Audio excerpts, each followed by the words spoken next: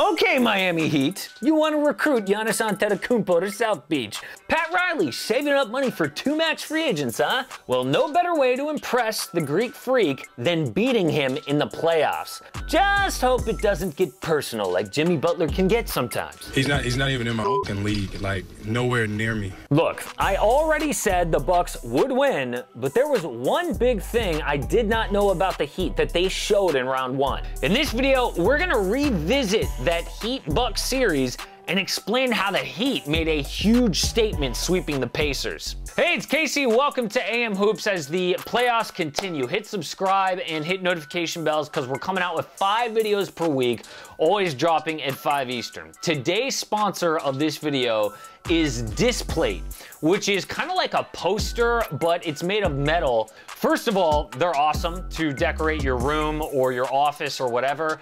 They are official partners with all sorts of brands. There are more NBA designs than you can count. Like literally pick your favorite team and there are like hundreds of different designs to do with that team or your favorite player.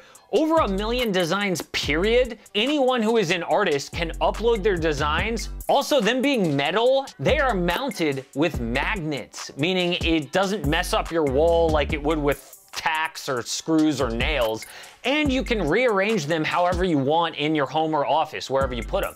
I'm going to have an unboxing because I ordered some of these for Displate later on in another video, but for today, if you want to order some, in the description there is a special link for 30% off. So no promo code or whatever, just hit the link down below for 30% off Displate. So about this series, the Heat will be a really popular pick to upset the Bucks, and for really good reasons too. Look, I love the Heat. They are amazing. They have the tools to beat the Bucks. The blueprint is this. The Bucks allow a lot of threes. The Heat are really good at shooting them. Literally the best three-point percentage team in the NBA. Giannis is a beast. Well, the Heat can guard him one-on-one with Bam Adebayo, which is huge. But this is why I never really believed in Miami.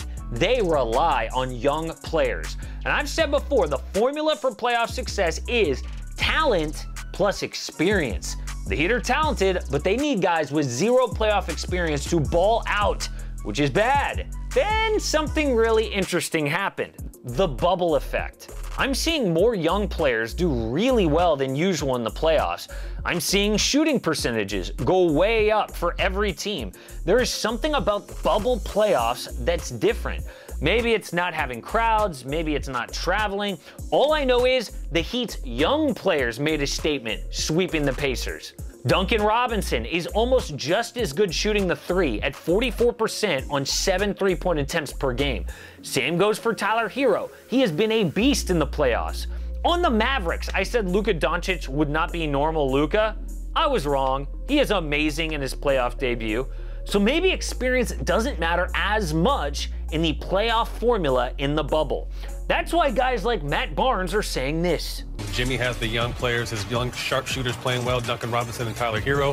Goran Dragic is playing well. You know what Jimmy's going to give you. You got Iguodala, Crowder, Bam. I got Miami winning next round. Wow. Okay, and Matt Barnes obviously knows his stuff. So am I going to go back on my original prediction that the Bucks will beat the Heat? No, I am not, and here's why. The Bucks are a completely different animal than the Indiana Pacers offensively and defensively. The Heat are about to run into an MVP and Defensive Player of the Year on one of the best defensive teams in the league. I'm not even counting the Pacers sweep as the damn playoffs. I mean, Domantas Sabonis, Indy's only All-Star, was out. Victor Oladipo is a shell of himself. A sweep is impressive, but all these people riding so high on that, like Miami is ready to upset the East favorites, are crazy. First off, you have the Milwaukee defense. Yes, the bubble playoff environment is good for young players like Duncan Robinson, Tyler Hero, Kendrick Nunn, but they still don't have the talent to beat the Bucks. Tyler Hero and Duncan Robinson are great, but they're not Steph Curry and Klay Thompson great. They will have to shoot like the Golden State Warriors to beat Milwaukee, and that will not happen 4 times in 7 games. The Bucks allow a lot of threes, like we said, because they shut down twos. The best win for Miami this season was probably when they beat the Bucks 105-89 in March. The Heat hit 18 threes that day, but they shot just 39% from two. That is unbelievably bad. That is not sustainable. People like the three-point shooting of Miami because the Bucks allow a lot of threes, but the talent is not there to win in a 7-game series. Also, the Bucks defense is built on size. Miami doesn't match up in that department. If Jimmy Butler can't get to the rim, I actually don't think he's gonna be a huge factor. And I know that's a bold statement. A lot of you are gonna push back on that. Jimmy Butler is the Heat superstar, but that's actually this entire series in a nutshell to me. The Heat don't stack up talent-wise with the Bucks. I think Jimmy Buckets will have a really disappointing series, and the Bucks defense will dominate. Then you have the Bucks offense. Milwaukee will finally have to play Giannis more than 30 minutes per game. This is what they prepared for, though. The Bucks love their bench, but I think the rotation will have to shorten up big time. Coach Mike Budenholzer has a 12 or 13-man rotation in the regular season. I think that's gonna come down to 8 or 9.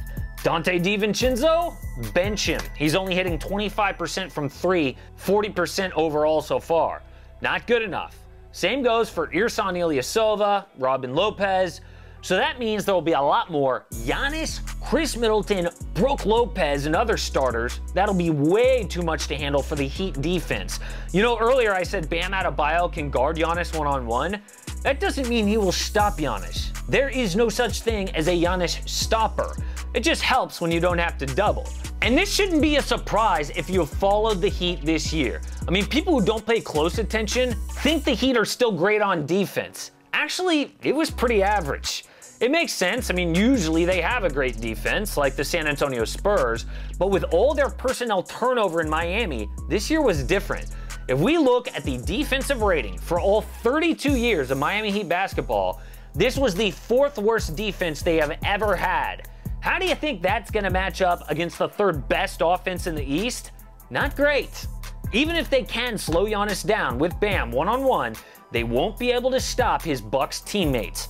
Chris Middleton, Brook Lopez, even George Hill will take advantage, and some games will get out of hand.